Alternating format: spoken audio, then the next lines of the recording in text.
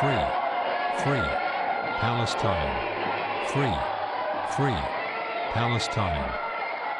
Free, free, Palestine. Free, free, Palestine.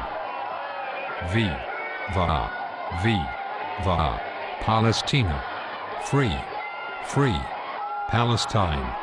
Free, free, Palestine. Free, free, Palestine. Free, free, Palestine. Free, free, Palestine. Free, free, Palestine. Free, free, Palestine. Welcome to our ultimate culture clash, big screen viewing, of the magnificent York University 2009 IAW Rally. Free, free, Palestine. Free, free, Palestine. Free, free, Palestine. What the hell? Free, free, Palestine. Free, free, Palestine. Free, free, Palestine. Free, free, Palestine. What wrong? What the hell are you even doing here, Cupid doll? I just heard about the viewing. I came to stand up for freedom. Everyone should have freedom and democracy. No one should be shot, like dogs, in the streets, by their own governments. Yeah, right. The rally was against the apartheid Zionist regime. You mean against Israel? As if you didn't know. Sure, I knew. But that's crazy. IAW people riot against the only bastion of freedom and democracy in the whole Middle East. The only country in the Middle East where Muslim citizens have freedom and real human rights. Hell, that's downright evil. You. Listen. Palestinians in the West Bank have to drive separate roads. South African blacks never had to drive separate roads. Palestinians have to go through checkpoints. There are even separate legal systems between Israel and the West Bank. And Gaza is still under siege. Israeli apartheid is much, much worse than it was in South Africa. What a misleading, incompetent argument. It's Israelis that have to drive separate roads. They kept getting shot when they didn't. And the checkpoints came after attacks on Israelis. Not before. And of course there are separate legal systems. The West Bank also wants its own police and military. Israel has actually helped with that. And Gaza is under siege by Egypt. Not Israel. Gaza never attacks Egypt. Yet Egypt won't let Gazans in. Gaza always attacks Israel. This, in fact, means Israel is under siege by Gaza. That's ridiculous. The separation is worse than it was in South Africa. Therefore Israeli apartheid is worse than South African. You cannot deny it.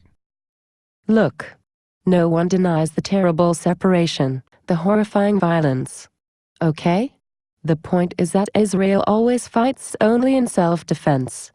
Get it? So, what? So, what? So, apartheid is totally offensive, is it not? Yes. It totally is. Therefore there cannot possibly, ever, be apartheid and self-defense. Get it? I so hate you, Cupid doll. What about the right of Palestinians, living under occupation, to defend themselves? What about the rights of Palestinians? The so-called occupation was in self-defense too. Israel never occupied Palestine.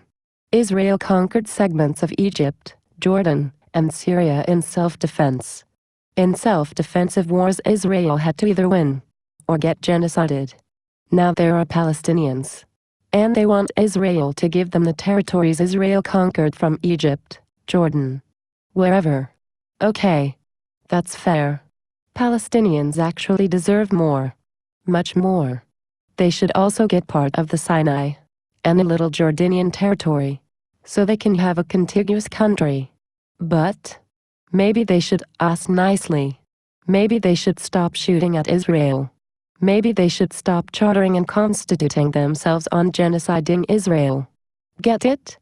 Palestinians have every right to build their own country. They have no right whatsoever to destroy someone else's. Bullshit. Bullshit. Israel has no right to even exist. It is all on stolen land.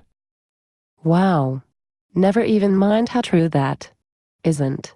When you say to free Palestine, do you mean destroy Israel? Israel has no right to exist. Palestine will be free.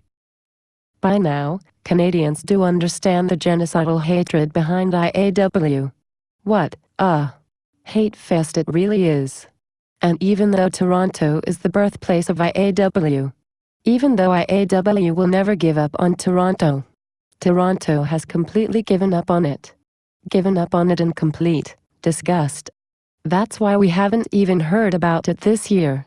There's been no mainstream media coverage.